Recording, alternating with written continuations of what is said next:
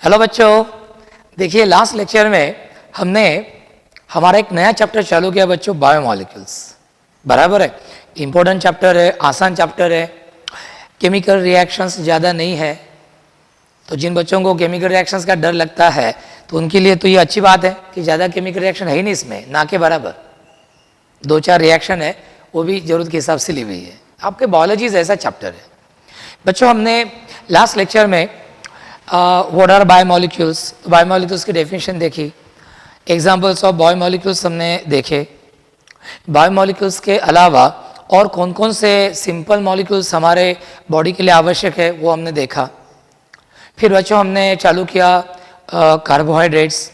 तो इसमें हमने व्हाट आर कार्बोहाइड्रेट्स ये देखा, कार्बोहाइड्रेट नाम कैसे रखा गया वो देखा, एक्चुअली कार्बोहाइड्रेट नाम गलत कैसे हैं वो भी हमने देखा।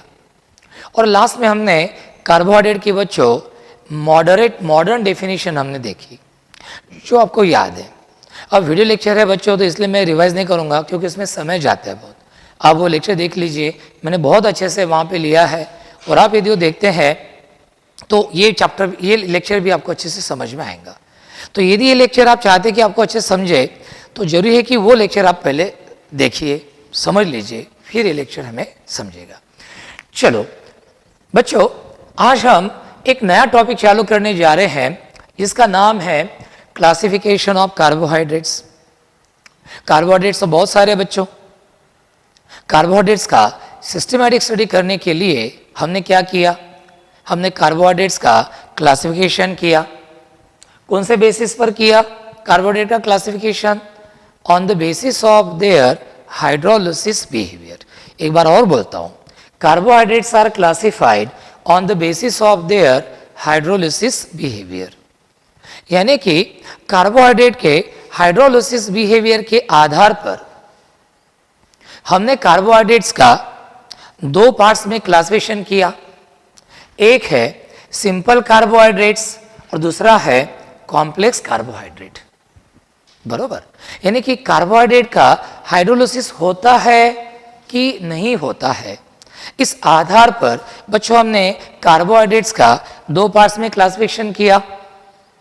यदि कार्बोहाइड्रेट अपने आप में बहुत ही सिंपल है कि उनका और फर्दर हाइड्रोलिसिस होता ही नहीं, तो ऐसे कार्बोहाइड्रेट कि जिनका और फर्दर हाइड्रोलिसिस होता नहीं, उस कार्बोहाइड्रेट का हाइड्रोलिसिस होता नहीं और मुझे उससे और कुछ सिंपल नए दूसरे कार्बोहाइड्रेट नहीं मिलते, तो ऐसे कार्बोहाइड्रेट्स को हम बोलते हैं बच्चों सिंपल कार्बोहाइड्रेट्स। हालांकि कॉन्सेप्ट में और एक्सप्लेन करूंगा आपको। अब दूसरा कॉम्प्लेक्स कार्बोहाइड्रेट, ऐसे कार्बोहाइड्रेट जिनका स्ट्रक्चर कॉम्प्लेक्स है, जो बहुत सारे सेम और different simple carbohydrate molecules link up होके बने हैं, जिनका हाइड्रोलिसिस होने के बाद जो मुझे बहुत सारे सेम और डिफरेंट सिंपल कार्बोहाइड्रेट मॉलिक्यूल्स देते हैं, ऐसे कार्बोहाइड्रेट्स को बच्चों हम बोलते हैं कॉम्प्लेक्स कार्बोहाइड्रेट। यानी कितना आसान है बच्चों, जिन कार्बोहाइड्रेट का हाइड्रोलिसिस नहीं होता उनको हम क्या बोलते हैं, सिंपल कार्बोहाइड्रेट्स। और जिन कार्बोहाइड्रेट्स का हाइड्रोलिसिस होता है और जो हाइड्रोलाइज होने के बाद हमें सिंपल कार्बोहाइड्रेट मॉलिक्यूल्स देते हैं, तो हम उनको क्या बोलते हैं, कॉम्प्लेक्स कार्बोहाइड्रेट्स। हम उनको क्या बोलते हैं बच्चों, कॉम्प्लेक्स कार्बोहाइड्रेट्स। तो ये हो गया। अब हमें पॉइंट नंबर ए देखना है, सिंपल कार्बोहाइड्रेट्स। बच्चों बहुत ही कॉन्सेप्चुअल टॉपिक है और आसान है, और मैं मेरे से जितना अच्छे से पढ़ा सकता हूं ये चैप्टर पूरा, उतना मैं पढ़ाऊंगा 100%, ये मेरी गारंटी है। बस इतना आवश्यक है कि आप हर वीडियो लेक्चर बहुत ध्यान से सुनिए, ध्यान से देखिए, एक बार दो बार आप देखिए, फिर आपको ही लगेगा कि दूसरी बार मुझे बहुत आसान लग रहा है। बराबर है। तो सबसे पहले देखते हैं बच्चों कि हम सिंपल कार्बोहाइड्रेट्स किसको बोलते हैं। तो डेफिनेशन बहुत आसान है कि the carbohydrates that cannot be hydrolysed further to any simpler sugar are called as simple carbohydrate। बच्चों ध्यान से सुनिए, मेरी तो डेफिनेशन याद हो गई, आपकी भी हो गई होंगी। The carbohydrates that cannot be hydrolyzed further into simpler sugars means simple carbohydrates are called as simple carbohydrates. इनको हम मोनोसैकेराइड्स भी बोलते हैं। देखो बच्चों, ऐसे कुछ कार्बोहाइड्रेट है जैसे ग्लूकोज है, फ्रुक्टोज है, ऐसे कुछ कार्बोहाइड्रेट है कि जो बच्चों अपने आप में सिंपलेस्ट शुगर से सिंपलेस्ट कार्बोहाइड्रेट है। जब हमने इनको हाइड्रोलाइज करने का प्रयास किया तो हमने देखा कि they don't undergo hydrolysis and they don't produce simpler carbohydrates. यानी अपने आप में खुद में ही इतने सिंपलेस्ट कार्बोहाइड्रेट्स है कि इनका एक तो हाइड्रोलाइज होता नहीं और इनसे कोई हम नए दूसरे सिंपल कार्बोहाइड्रेट्स बनते नहीं। तो ऐसे कार्बोहाइड्रेट्स बच्चों कि जो अपने आप में सिंपलेस्ट कार्बोहाइड्रेट है, जिनका और फर्दर हाइड्रोलिसिस होता नहीं और जो सिंपलर कार्बोहाइड्रेट्स प्रोड्यूस करते नहीं, ऐसे कार्बोहाइड्रेट्स को बच्चों हम बोलते हैं सिंपल कार्बोहाइड्रेट्स। सिंपल कार्बोहाइड्रेट्स को हमने और एक नाम दिया जिसका नाम है मोनोसैकेराइड्स। जिनका नाम क्या है? मोनोसैकेराइड्स। एक उदाहरण के तौर में मैं बताता हूं। जैसे एक उदाहरण लो कि आपके पास तुलसी की माला है, समझ लो 1000 तुलसी के मनी की माला है। तो एक माला में कितनी ये है मनी है तुलसी के? 1000 बराबर। तो ये हो गया, जैसे ये हो गया बराबर। अब इस माला को आप वो धागा तोड़ दो, धागा तोड़ने के बाद आपको वो 1000 मनी अलग अलग मिलेंगे। लेकिन अब ये जो मनी है, इस मनी से मुझे और दूसरा वैसे ही मनी मिलेगा क्या? नहीं। इसी तरह जैसे माला, तुलसी की माला 1000 मनी की, ये जैसे कॉम्प्लेक्स कार्बोहाइड्रेट है, उसको मैंने ब्रेक किया, मुझे क्या मिले? एक एक सिंगल मनी मिले, ऐसे 1000 मनी मिले बराबर। लेकिन इस मनी का और इसको ब्रेक करके मुझे मनी मिलेगा क्या? दूसरा नहीं मिलेगा। तो इसी तरह बच्चों कॉम्प्लेक्स कार्बोहाइड्रेट का हाइड्रोलिसिस करेंगे तो आपको ये सिंपल कार्बोहाइड्रेट्स मोनोसैकेराइड्स मिलते हैं। जैसे उसे मुझे माला को ब्रेक करके मुझे मनी मिले थे, लेकिन जैसे मनी को ब्रेक करके मुझे और दूसरा वैसा मनी नहीं मिलता, वैसे ये सिंपल कार्बोहाइड्रेट्स का और फर्दर हाइड्रोलिसिस नहीं होता और ये ब्रेक होके कोई नए सिंपल कार्बोहाइड्रेट्स नहीं देते, मोनोसैकेराइड्स नहीं देते। ऐसे कार्बोहाइड्रेट्स को बच्चों हम क्या बोलते हैं? Simple carbohydrates. तो लास्टली आपके लिए मैं दोहराता हूं ये definition. So what are simple carbohydrates? The carbohydrates that cannot be hydrolysed further to any simpler sugar are called as simple carbohydrates. The carbohydrates that cannot be hydrolyzed further into simpler sugars are called as simple carbohydrates. These are also called as monosaccharides. Monosaccharide यानी अपने आप में ये simplest carbohydrate है, एक ही carbohydrate का unit है। इसका हाइड्रोलिसिस करने के बाद हमें और कोई दूसरा सिंपलर कार्बोहाइड्रेट नहीं मिलने वाला है बच्चों, ध्यान में रखना। ओके तो इनको हम बोलते हैं मोनोसैकेराइड्स। सैकेराइड्स का मतलब है स्वीट इन टेस्ट, तो ये सब मोनोसैकेराइड स्वीट इन टेस्ट है, इसलिए हम उसको मोनोसैकेराइड्स भी बोलते हैं। So these are the basic units of all other carbohydrates. मतलब ये जो बच्चों सिंपल कार्बोहाइड्रेट है, ये जो मोनोसैकेराइड मॉलिक्यूल्स है, ये एक दूसरे को लिंकअप होके बड़े बड़े कॉम्प्लेक्स कार्बोहाइड्रेट्स तैयार करते हैं बच्चों।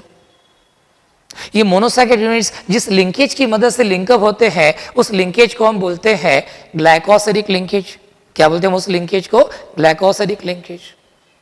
ऐसी बहुत सारी ग्लाइकोसिडिक लिंकेज की मदद से ये monosaccharide units, simple carbohydrate units link up होते जाते हैं और आखिर में एक बड़ा कॉम्प्लेक्स कार्बोहाइड्रेट बच्चों तैयार करते हैं बराबर। अब नेचुरली ये बड़ा कॉम्प्लेक्स कार्बोहाइड्रेट, इसका जब हम हाइड्रोलिसिस करते हैं डायल्यूट एसिड से, तो वो ग्लाइकोसिडिक लिंकेजेस ब्रेक होती है और जिन मोनोसैकेराइड यूनिट से बना था कॉम्प्लेक्स कार्बोहाइड्रेट, वो मोनोसैकेराइड यूनिट्स आपको अलग अलग मिल जाते हैं।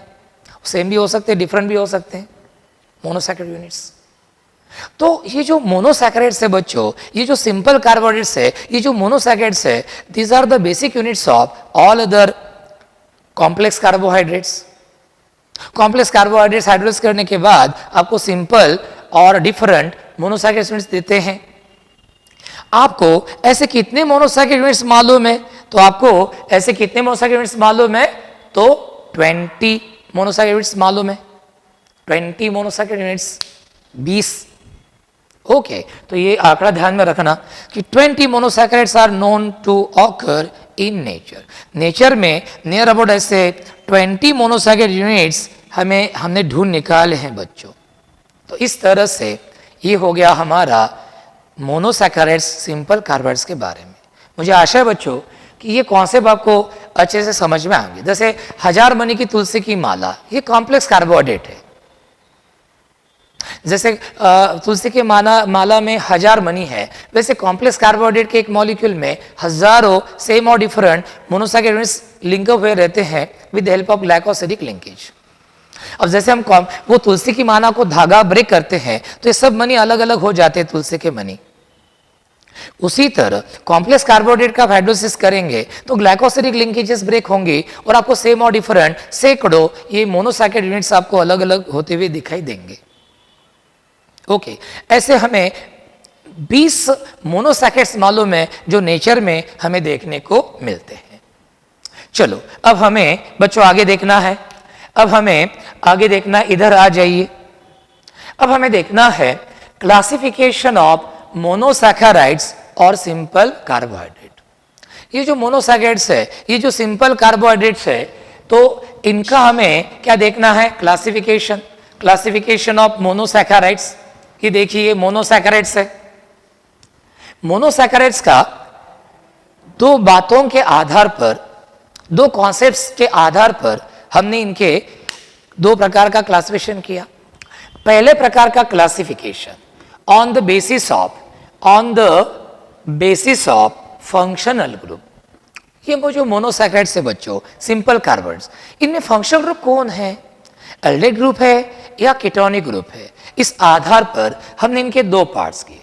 यदि मोनोसैकेराइड में as a functional group aldehyde group रहता है तो हम उनको क्या बोलते हैं? एल्डोजेस। और यदि फंक्शनल ग्रुप करके कीटोनिक ग्रुप रहता है तो हम उनको क्या बोलते हैं? कीटोजेस।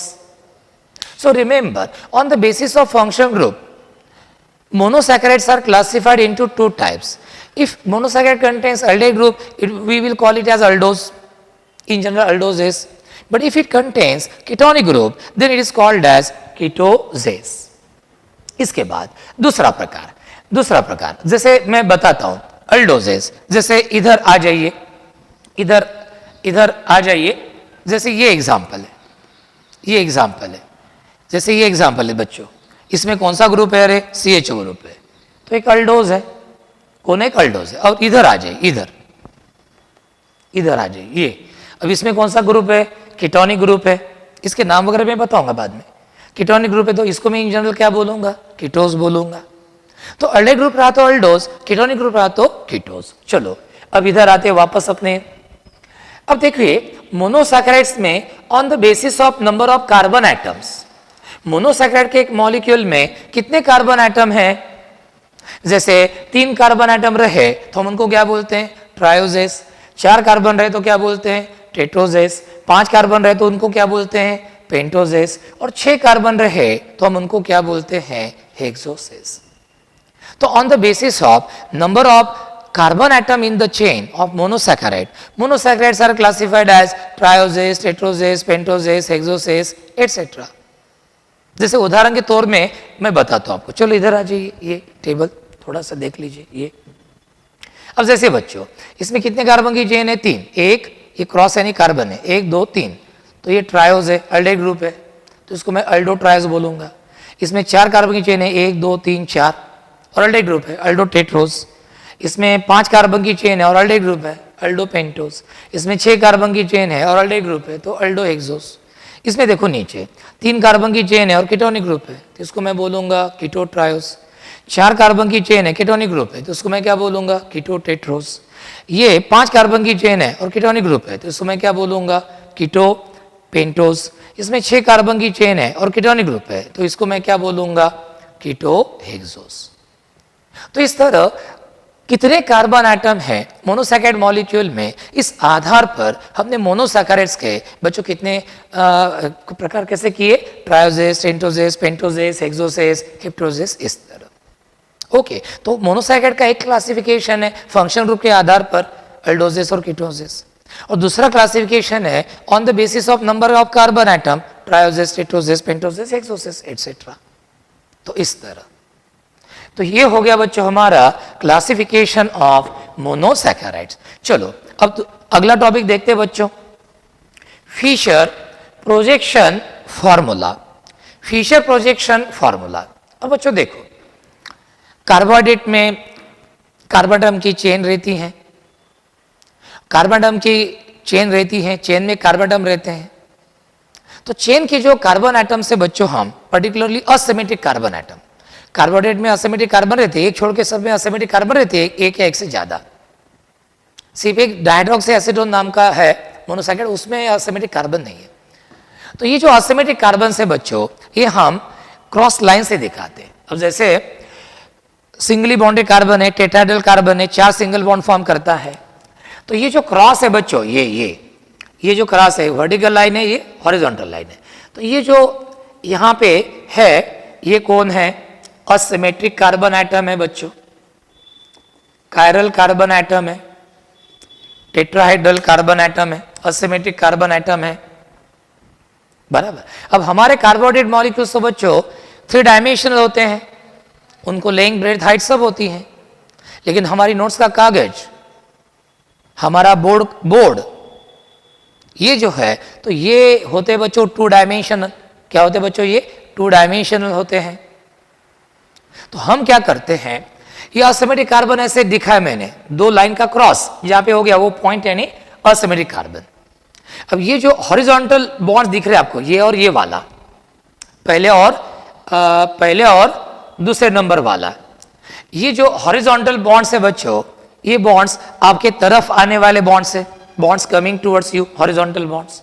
और ये जो वर्टिकल बॉन्ड्स, इनको मैं नंबर देता हूं 3 और 4।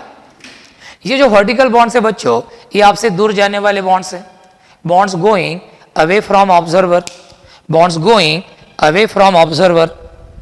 बच्चों ये आपके सामने मैंने ऐसे पकड़ा, ये देखो, ये टेट्राहेड्रल कार्बन है, ये आपके सामने मैंने ऐसे पकड़ा, ये देखिए, इस तरह मैंने पकड़ा ये, ठीक है, ये देख लीजिए, दिख रहा बराबर, दिख रहा बराबर ये। अब देखो, ये जो 2 बॉन्ड्स है जो आपके तरफ आ रहे बच्चों, आपके तरफ दिख रहे हैं ये 2 बॉन्ड्स, तो ये मैं दिखूंगा हॉरिजॉन्टल बॉन्ड से, मतलब ये जो बॉन्ड आपके तरफ आ रहे हैं, इनको आप हॉरिजॉन्टल बॉन्ड से दिखाएंगे।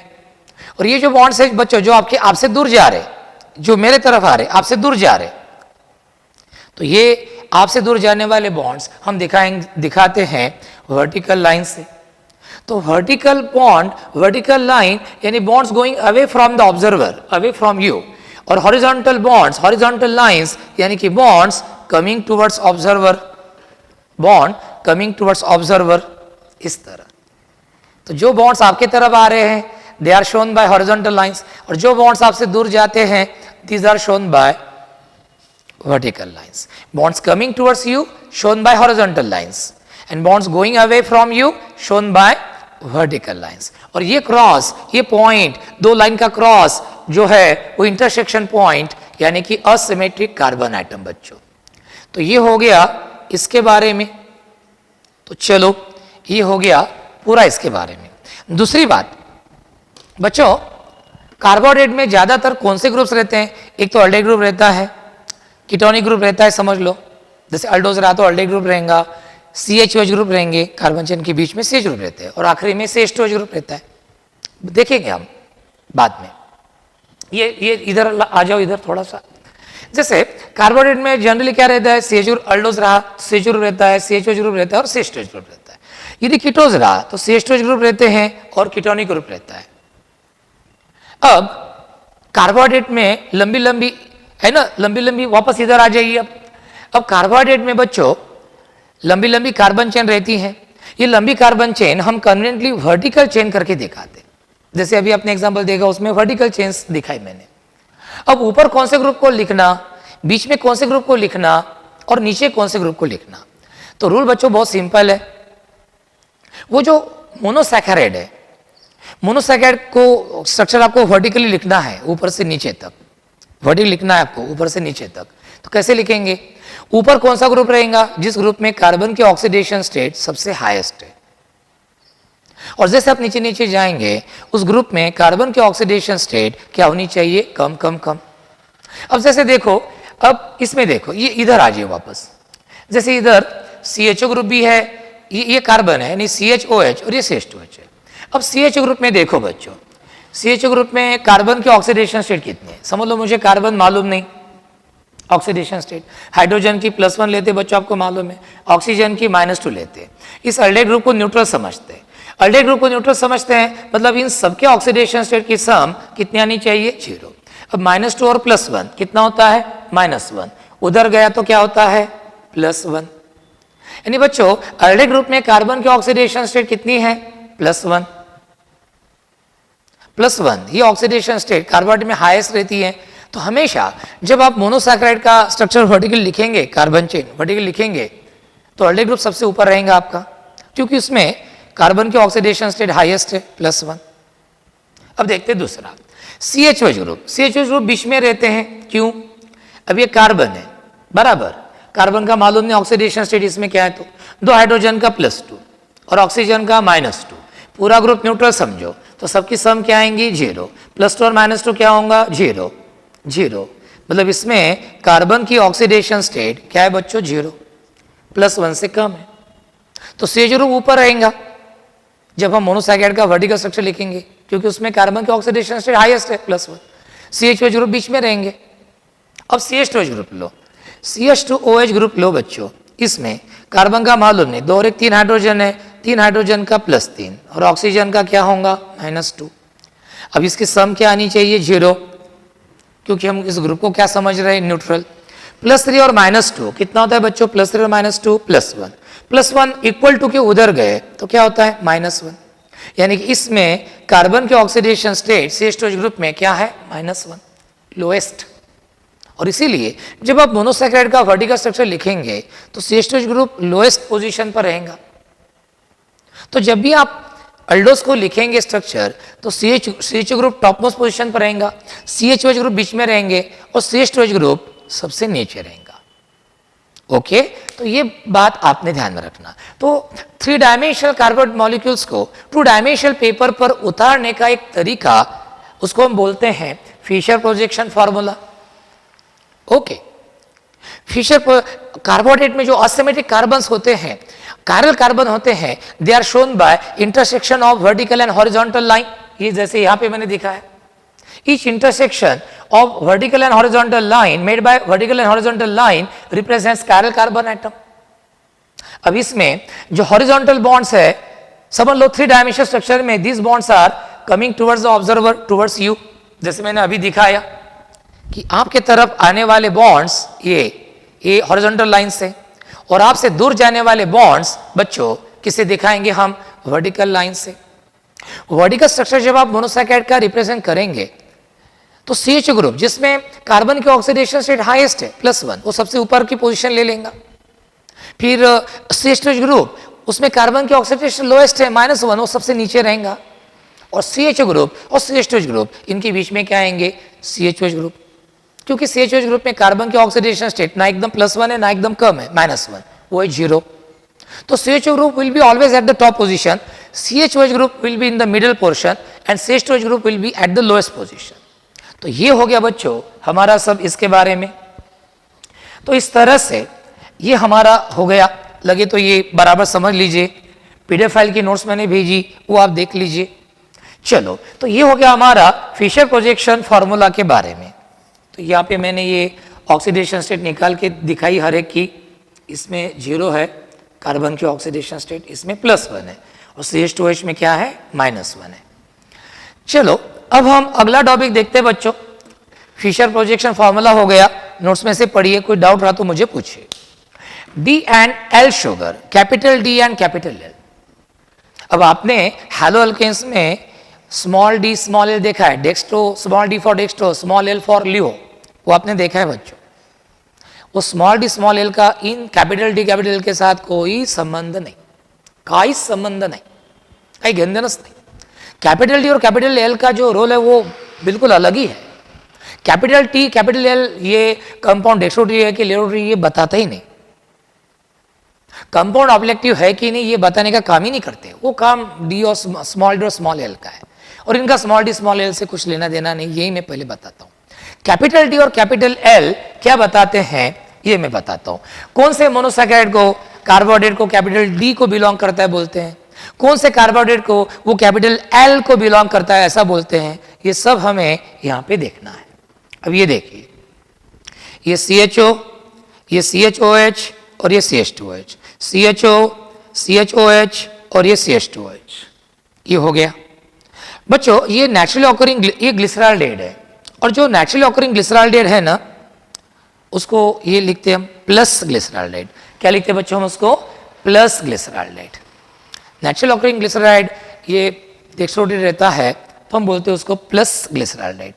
इसमें एक ही एसिमेट्रिक कार्बन है बच्चों, ये वाला वर्टिकल लाइन और हॉरिजॉन्टल लाइन से बना हुआ ये जो क्रॉस है, इंटरसेक्शन है, ये एसिमेट्रिक कार्बन है। और इस एसिमेट्रिक कार्बन पर OH ग्रुप कौन से साइड में है रे? राइट साइड में। कौन से साइड में? राइट साइड में। तो OH ग्रुप राइट साइड में है, इसलिए हम इस प्लस ग्लिसरॉल्डेहाइड को क्या बोलते हैं? It belongs to capital D series. It belongs to capital D series. यानी कैपिटल D क्या बताता है कि प्लस ग्लिसरॉल्डेहाइड में असिमेट्रिक कार्बन पर का OH ग्रुप कौन से साइड में है? डेक्सो साइड में, राइट साइड में। डेक्सो यानी कि राइट साइड, राइट साइड में ये बताता है। अब इसका Na आइसोमर देखो, इसकी non superimposable mirror image देखो, CHO, CHOH, CH2OH। अब यदि ये डेक्स्ट्रो रोटरी है तो ये क्या होगा? लियो रोटरी। यदि ये प्लस ग्लिसरॉल्डेहाइड है बच्चों तो ये क्या होगा? माइनस ग्लिसरॉल्डेहाइड। अब माइनस ग्लिसरॉल्डेहाइड में देखो एक ही एसिमेट्रिक कार्बन है और उसके ऊपर OH ग्रुप कहां पे है? लेफ्ट साइड में। लेफ्ट साइड में, तो इसको हम बोलेंगे L माइनस ग्लिसरॉल्डेहाइड। माइनस साइन बता रहा कि ये लियो रोटरी है और कैपिटल L बता रहा है कि इसमें एक ही एसिमेट्रिक कार्बन है और उसका OH ग्रुप लेफ्ट साइड को है। तो यहां पे D यानी राइट ले लो और L यानी लेफ्ट ले लो। इनका अब इस पर से ये मत सोचो कि L सीरीज को जो बिलोंग होते वो लियो रोटरी होते, ऐसा नहीं, और जो D सीरीज को बिलोंग होते वो हमेशा डेक्स्ट्रो रहते, ऐसा नहीं। कैपिटल D कैपिटल L का कार्बोहाइड्रेट के डेक्स्ट्रोलियो होने से कोई लेना देना ही नहीं। कैपिटल D सिर्फ इतना बताता है कि असिमेट्रिक कार्बन पर का OH ग्रुप कहां पे है? राइट साइड में। कैपिटल L क्या बताता है कि असिमेट्रिक कार्बन पर का OH ग्रुप कहां पे है? लेफ्ट साइड में। और डेक्स्ट्रो के लिए ये बताने का काम ही नहीं, बराबर है। और कुछ एग्जांपल्स लेंगे ये एक्सप्लेन करने के लिए। चलो इधर आ जाओ। चलो, तो ये तो हो गया बच्चों हमारा ग्लिसरॉल्डेहाइड के बारे में। अब ये देखो, ये ग्लूकोज है बच्चों जो हम खाते हैं, है ना। नेचुरली ऑकरिंग ग्लूकोज डेक्स्ट्रोरोटरी होता है। नेचुरली ऑकरिंग ग्लूकोज क्या होता है? डेक्स्ट्रोरोटरी होता है। हम उसको बोलते हैं प्लस ग्लूकोज। हम उसको क्या बोलते हैं? प्लस ग्लूकोज, यानी डेक्स्ट्रोरोटरी ग्लूकोज। इसमें 6 कार्बन की चेन है, 1 2 3 4 5 और 6। अब आप बोलेंगे सर इसमें तो बहुत सारे एसिमेट्रिक कार्बन है, तो ये प्लस ग्लूकोज कैपिटल D को बिलोंग करता है या कैपिटल L को बिलोंग करता है, ये हम कैसे बताना? कौन से एसिमेट्रिक कार्बन पर कॉन्सेंट्रेट करना?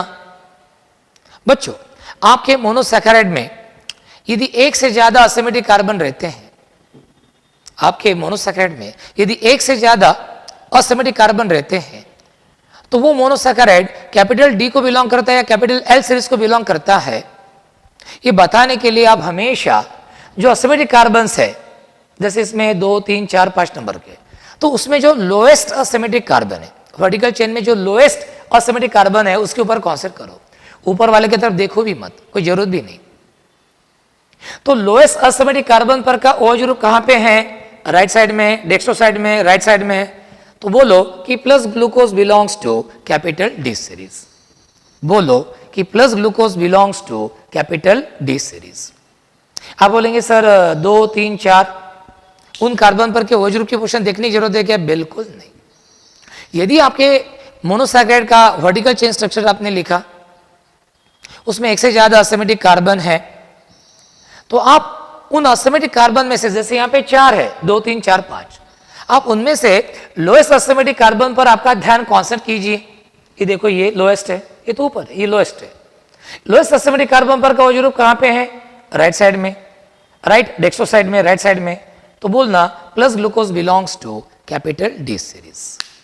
मतलब किसी भी मोनोसैकेराइड्स में नीचे आपको यदि ऐसा स्ट्रक्चर मिलता है, CHOH CH2OH ऐसा स्ट्रक्चर मिलता है, तो बोलिए कैपिटल D क्यों बिलोंग करता है? OH group on the right side.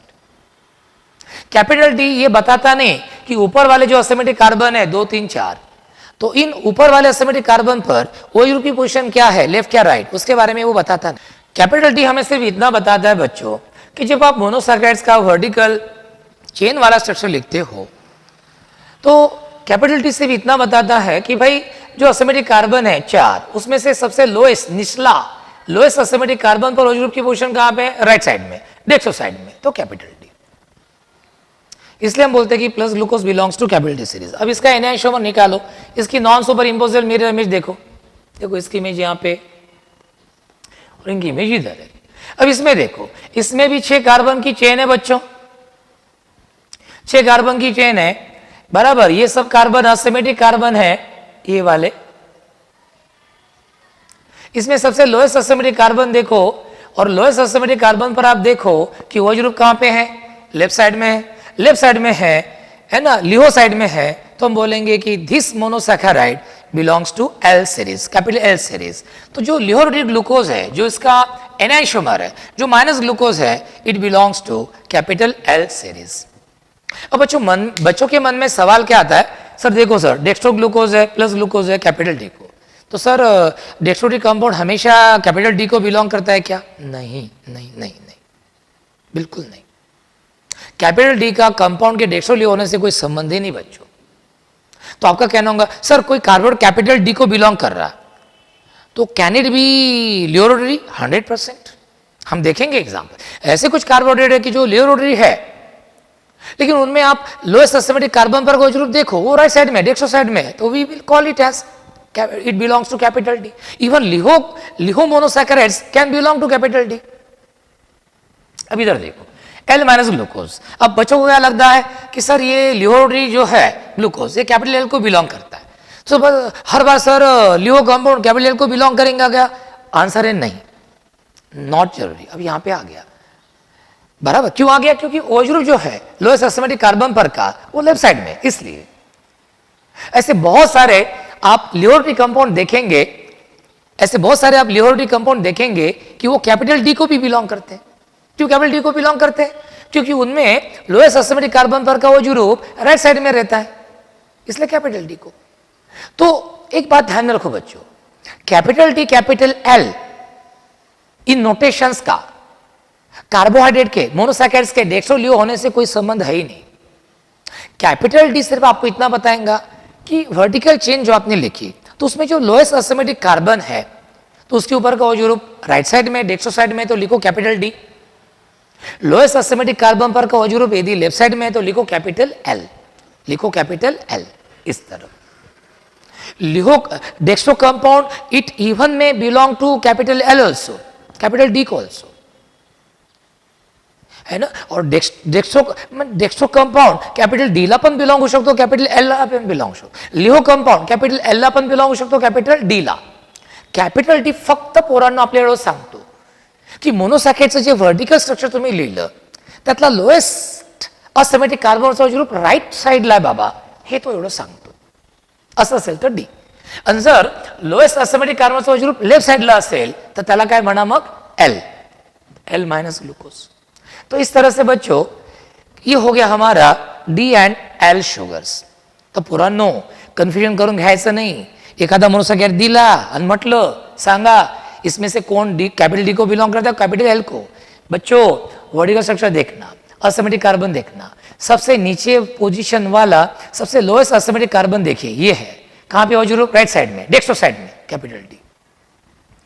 ये देखा सबसे लोएस्ट असिमेट्रिक कार्बन कहां पे? ग्रुप लेफ्ट साइड में, लिहो साइड में, कैपिटल एल, कैपिटल एल।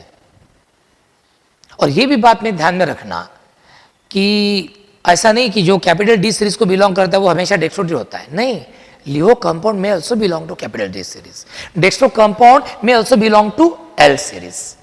ये हो गया। चलो अब हम देखते हैं टेबल।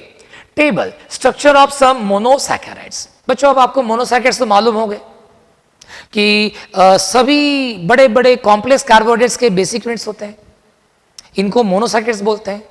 बहुत सारे 2 और मोर सेम और different monosaccharide units link up होके ये कॉम्प्लेक्स कार्बोहाइड्रेट्स तैयार करते हैं। कॉम्प्लेक्स कार्बोहाइड्रेट का हाइड्रोलिसिस होने के बाद वो ग्लाइकोसिडिक लिंकेजेस ब्रेक होने के बाद हमें ये सेम और डिफरेंट मोनोसैकेराइड यूनिट्स मिलते हैं। लेकिन मोनोसैकेराइड्स का फर्दर हाइड्रोलिसिस नहीं होता क्योंकि वो अपने आप में सिंपलेस्ट है, इनका और हाइड्रोलिसिस होकर कोई और दूसरा मोनोसैकेराइड नहीं मिलता।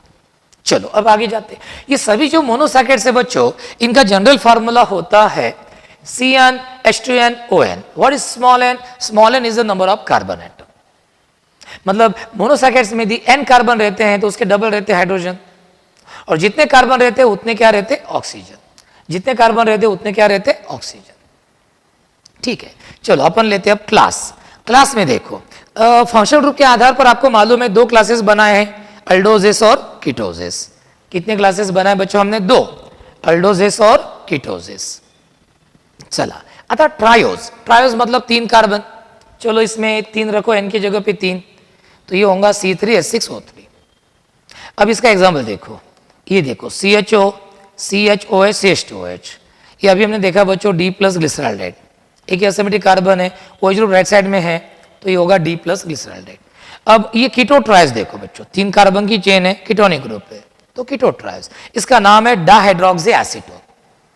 कैसे नाम आया? समझ लो आपके पास एसीटोन है, CH3COCH3, CH3COCH3 है, समझ लो। तो आपको ऐसे लगेगा कि जैसे CH3 ग्रुप का एक H OH ग्रुप से रिप्लेस किया, यहाँ का CH3 ग्रुप का एक H OH ग्रुप से रिप्लेस किया, तो डाहाइड्रोक्सी एसीटोन हो गया, कीटो ट्रायस। इसमें एसिमेट्रिक कार्बन नहीं बच्चों, ये भी नहीं, ये भी नहीं, ये भी नहीं। ये अकेला मोनोसैकेराइड है कि जो बच्चों क्या है? ऑप्टिकली इनएक्टिव है। बच्चों मैं यहां पे लिख रहा हूं, ये अकेला है जो क्या है? ऑप्टिकली इनएक्टिव है। बच्चों ये ध्यान में रखना, this is the only one monosaccharide which does not contain any chiral carbon atom and which is optically inactive. बाकी सब ऑप्टिकली एक्टिव है। चलो इधर आते हैं, टेट्रोज। टेट्रोज यानी 4 कार्बन की चेन। फार्मूला है बच्चों C4H8O4। ये देखो ये अल्डो टेट्रोज है, अल्डो टेट्रोज, अल्डाइड ग्रुप है इसलिए अल्डोज, 4 कार्बन की चेन इसलिए tetrose, aldotetrose. CHO, CHOH, CHOH, CH2OH। इसका नाम है बच्चों D- इरिथ्रोज। इसको फोकस कीजिए, बड़ा दिखना चाहिए। D- इरिथ्रोज। 2 एसिमेट्रिक कार्बन है बच्चों, देखो माइनस मतलब लियो कंपाउंड है, ये लियो कंपाउंड है, लेकिन देखो 2 एसिमेट्रिक कार्बन है बच्चों। लोएस्ट एसिमेट्रिक कार्बन पर का OH ग्रुप राइट साइड में है, डेक्सो साइड में है, तो बच्चों कैपिटल D। इस पर से ध्यान में आऊंगा कि laevo compound they may also belong to capital D series. अब ये देखो CH2OH, C डबल बॉन्ड हो, CHOH, CH2OH। ये है बच्चों कीटो टेट्रोज, कीटोनिक ग्रुप है और 4 कार्बन की चेन है, कीटो टेट्रोज। इसको बोलते हैं डी इरिथ्रिलोज। इसको क्या बोलते हैं? डी इरिथ्रिलोज। अब किताब में बताया नहीं कि ये डेक्सट्रोटरी की लियो रोटरी है, शायद लियो रोटरी होना चाहिए। डी इरिथ्रिलोज, तो इसको आप D- इरिथ्रिलोज भी ऐसे लिख सकते हैं। अब देखिए बच्चों पेंटोज। पेंटोज का फॉर्मूला होता है C5H10O5। अब ये देखो ये अल्डो पेंटोज है, CHO, CHOH, CHOH, CHOH, CH2OH। इस अल्डो पेंटोज का नाम है बच्चों D- राइबोज। देखो अगेन माइनस यानी लियो कंपाउंड है, लेकिन लोएस्ट एसिमेट्रिक कार्बन पर का OH ग्रुप राइट साइड में है तो capital D, D- ribose. CH2OH, C double bond हो, CHOH, CHOH, CH2OH। इसको बोलते हैं डी राइबिलोज। ये भी लियोट्री होगा शायद, D- राइबिलोज। ये कीटो पेंटोज है। इसमें भी देखो है लियो रोटरी, लेकिन लोएस्ट एसिमेट्रिक कार्बन पर का OH ग्रुप कहां पे बच्चों? राइट साइड में, तो कैपिटल D। तो इस पर से आपको समझ में आया होगा कि लियो कंपाउंड में also belong to capital D series, बराबर है। एंड डेक्सट्रो कंपाउंड में बिलोंग टू L सीरीज। यानी कैपिटल D कैपिटल L का कुछ लेना देना ही नहीं है डेक्सट्रो लियो प्रॉपर्टी से। कैपिटल D से भी इतना बताएगा कि मोनोसैकेराइड के वर्टिकल चेन में जो लोएस्ट एसिमेट्रिक कार्बन है उसके ऊपर का OH ग्रुप राइट साइड में, और कैपिटल L बताएगा कि लोएस्ट एसिमेट्रिक कार्बन पर का OH ग्रुप कहां पे? लेफ्ट साइड में। तो ये हो गया। अब देखो hexose, C6H12O6, CHO, CHOH, COH, CHOH, CHOH, CH2OH। ये D प्लस ग्लूकोज है बच्चों, ये नेचुरल ऑकरिंग ग्लूकोज है, डेक्सट्रोटिक ग्लूकोज है। इसमें 4 एसिमेट्रिक कार्बन होते हैं बच्चों, 1 2 3 4। लोएस्ट एसिमेट्रिक कार्बन पर का OH ग्रुप कहां पे? राइट साइड में, तो क्या बोलते हैं इसको? D plus glucose. अब ये लीजिए CH2OH, C डबल बॉन्ड हो, COH, CHOH, CHOH, CH2OH। इसको हम क्या बोलते हैं? D- fructose. क्या बोलते हैं हम इसको? D- fructose. और देखो लियो रोटरी है फ्रुक्टोज, लेकिन फिर भी लोएस्ट एसिडिक कार्बन पर का वजू रूप राइट साइड में है तो हम बोलते हैं कैपिटल डी। कीटो हेक्सोस का एग्जाम्पल है। फ्रुक्टोज लियोरोटरी है तो बहुत बार फ्रुक्टोज को लेविलोज भी बोला जाता है। फ्रुक्टोज लियोरोटरी है तो फ्रुक्टोज को बहुत बार क्या बोला जाता है, लेविलोज भी बोला जाता है, एज इट इज लियोरोटरी। तो बच्चों इस पर से आपको समझ में आऊंगा कि कैपिटल डी जो है, हम कार्बोहाइड्रेट को कैपिटल डी सीरीज को बिलोंग करता है, ऐसा कब बोलेंगे?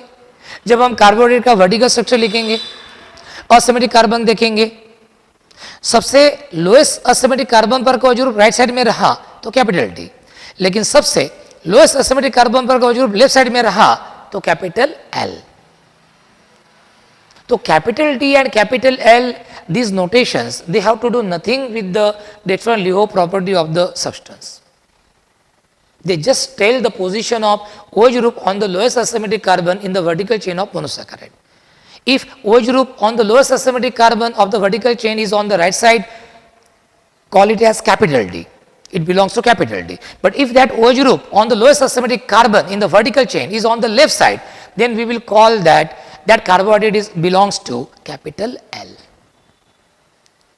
तो जस्ट नोट पेज पर आप कार्बोहाइड्रेट का, मोनोसैकेराइड का स्ट्रक्चर देख के आप वो बता सकते हैं कि वो कैपिटल डी को बिलोंग करता है, कैपिटल एल को।